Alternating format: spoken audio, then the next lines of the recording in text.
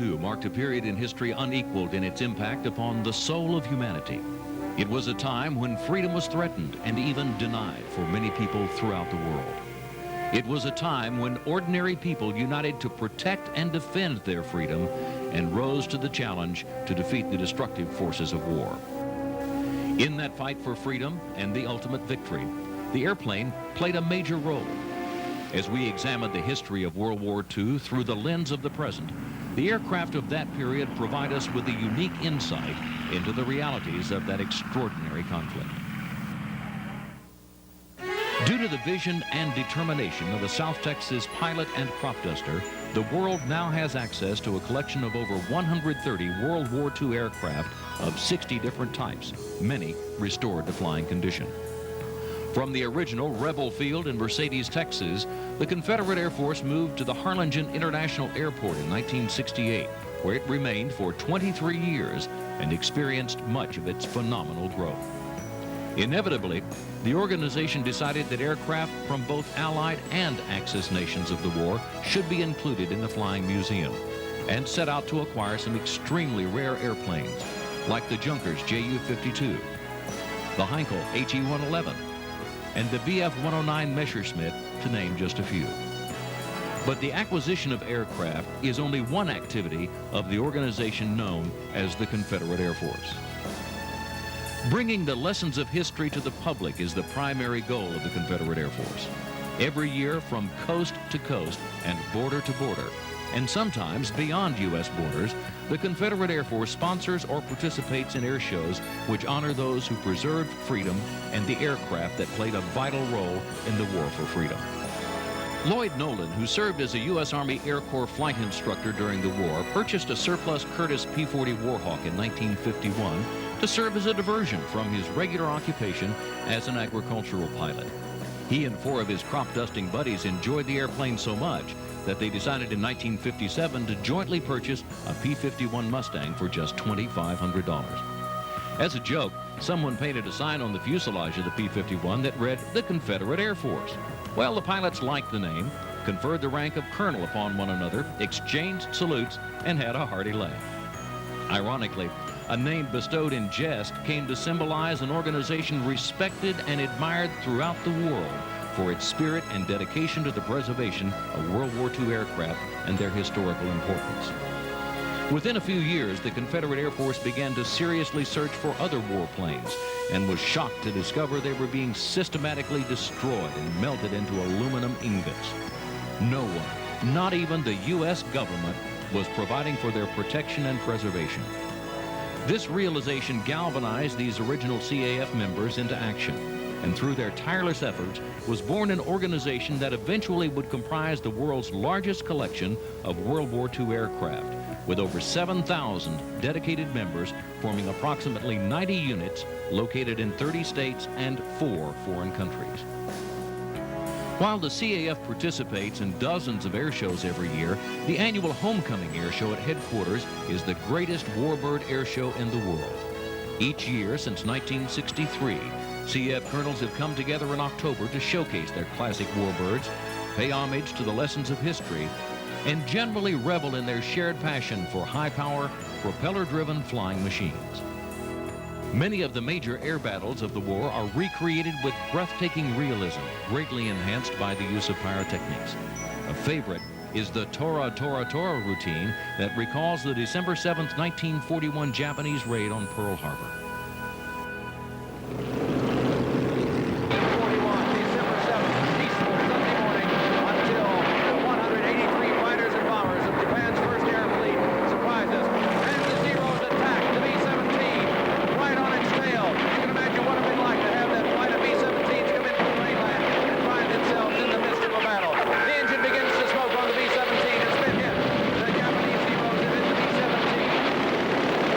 Ladies and gentlemen, you're there.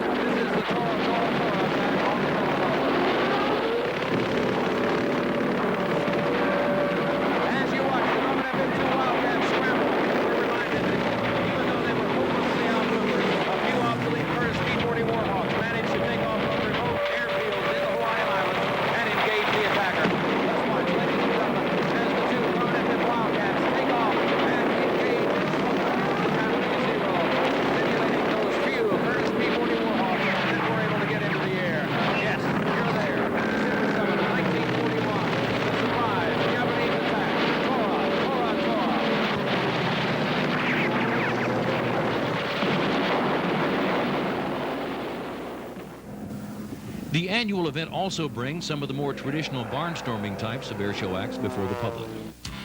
This event allows local, regional, and national businesses to showcase their products and services to an enthusiastic audience. In 1989, the colonels of the Confederate Air Force voted to move their headquarters to Midland, Texas. Over the course of the next 2 years, new offices, a spectacular new building in which to display the growing collection of World War II artifacts, and most importantly, a huge new aircraft hangar were constructed. By 1991, the move was complete. Visitors to the museum complex, now known formally as the American Air Power Heritage Museum, will see exhibits that not only trace the history of aerial warfare during the war years of 1939 to 1945, but also chronicles the history of the Confederate Air Force itself. New exhibits include the Bush mission and Dynamics of Flight Discovery Center.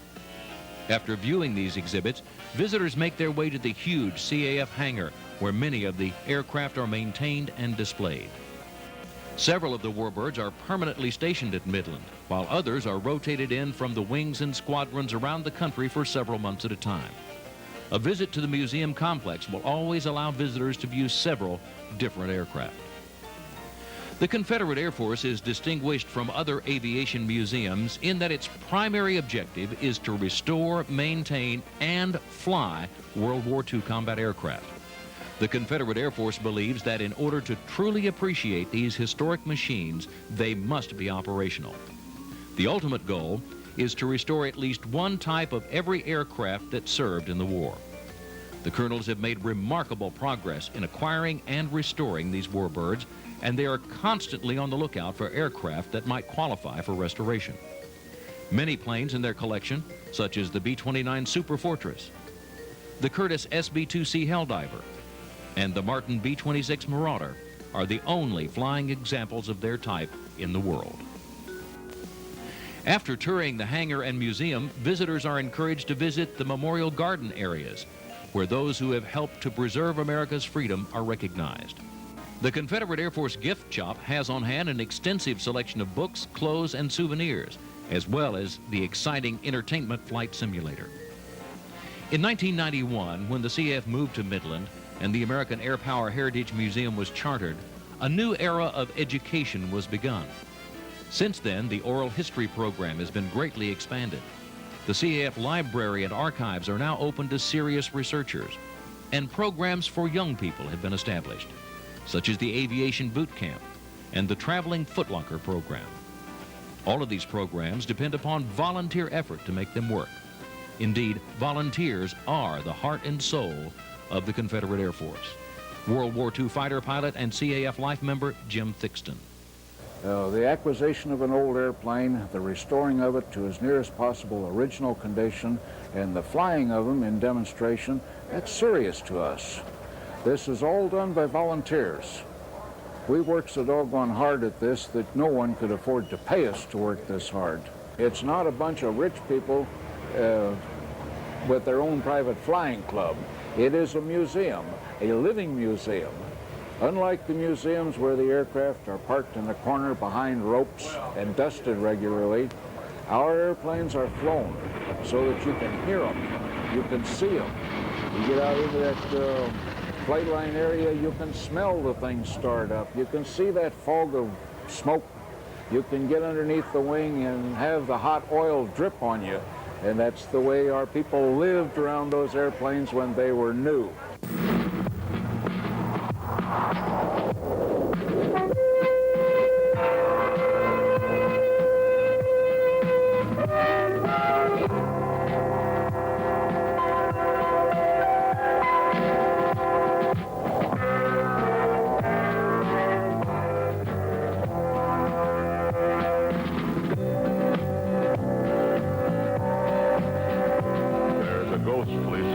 Standing down beside the Rio Grande, a mythical commander beckons with a ghostly hand. Like the old and fabled phoenix, they arise to fly again, to perpetuate the spirit of the peace they helped to win.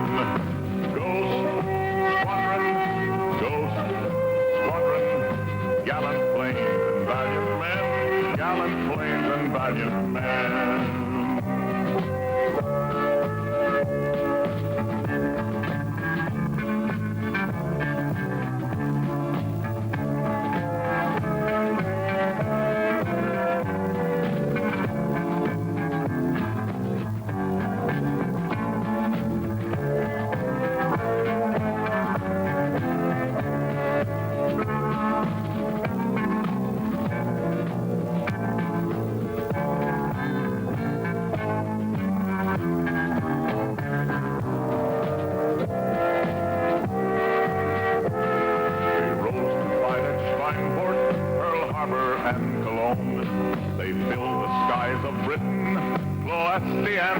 stone, they bore intrepid airmen across embattled skies.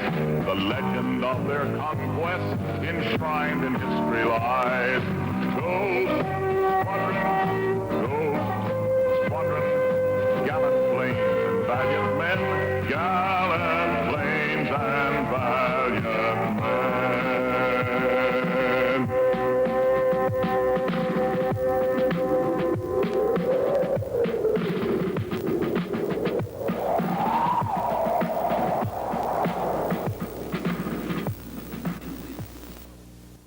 If you would like more information on the Confederate Air Force and the American Air Power Heritage Museum, please write to the address on the screen or call CAF headquarters at area code 915-563-1000.